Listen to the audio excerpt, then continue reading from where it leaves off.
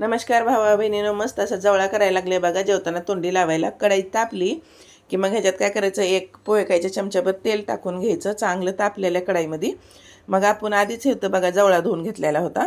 एक वाटी जवळा चांगला स्वच्छ धुवून घ्यायचा, ह्याच्यातली रीती सगळी काढून घ्यायची आणि ह्याला नितळायला एका चाळणीमध्ये ठेवायचं. चाळणी नसली तर हातानं चांगलं दाबून पिळून मग कढईमध्ये टाका. चांगलं आता ह्याला आपण भाजून घेऊ.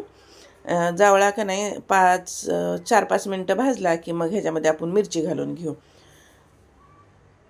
आता बघा इथं 3-4 मिनटंच भाजलाय मी. मग ह्याच्यात मिरची घालून घेते. आता मिरची घातली की मग आपल्याला ह्याला का नाही अनेक 3-4 मिनटं भाजून घ्यायचा, म्हणजे कलर बदलूस तर कुरकुरीत असं हातानं थोडासा चोळून बघितला की तुटला पाहिजे बघा. एकदम कुरकुरीत झाला आहे आपला जवळा. कलर किती मस्त आला आहे. आता ह्याला खाली उतरून ठेवते. थंड झाल्यावर आपण ह्याच्यामध्ये थोडंसं काय कैरी बिरी सगळं घालून घेऊ. तर बघा आता आपला जवळा चांगला थंड झाला, एकदम कुरकुरीत झाला आहे बघा. जेवताना आधी भाजून ठेवायचा आणि जेवायला बसलं की मग हे मसाले घालून घ्यायचं बघा. इथं मी घेतली थोडी कैरी, आंबटवाली कैरी घेतली खिसून.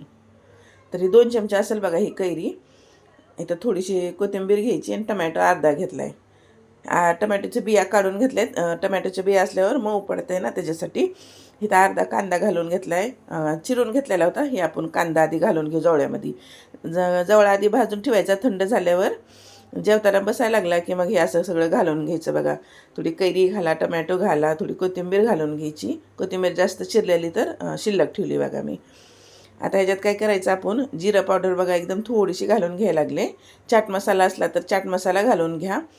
आणि इथं बघा मी घेतलं आहे मीठ चवीपुरतं. तुम्ही तुमच्या चवीपुरतं मीठ घ्या. जवळ्याला बी थोडं खारट असते जवळा, तर मीठ थोडं लक्ष देऊन घाला.